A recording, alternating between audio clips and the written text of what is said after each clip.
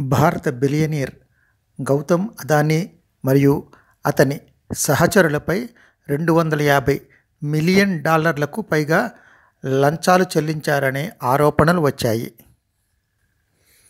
Solar energy కాంట్రాక్టుల కోసం ఈ లంచం ఇవ్వటం జరిగింది.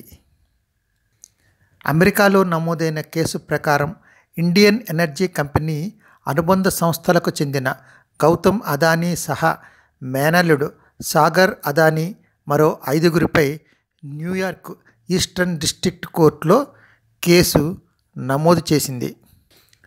ఇండియన్ ఎనర్జీ కార్పొరేషన్ సహా అనుబంధ సంస్థలకు త్వరగా అనుమతుల కోసం భారీగా లంచాలిచ్చినట్టు అభియోగాలున్నాయి.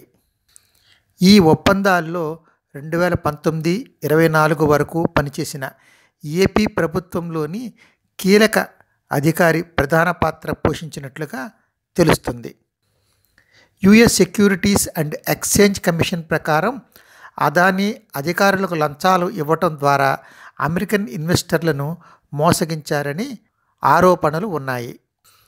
ఈ క్రమంలోనే ఫారెన్ బిజినెస్ డీలింగ్స్ కింద అమెరికాలో ఉన్న ఫారెన్ కరప్ట్ ప్రాక్టీసెస్ యాక్ట్ కింద అభియోగాలు నమోదు చేశారు.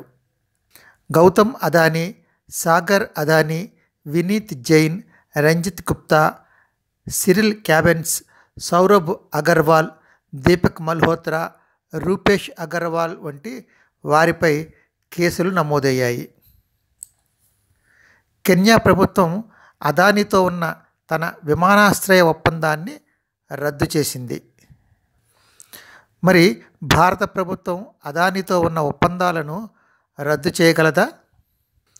మరీ ముఖ్యంగా గౌతమ్ అదానీ ప్రధాని మోడీకి అత్యంత సన్నిహితుడు.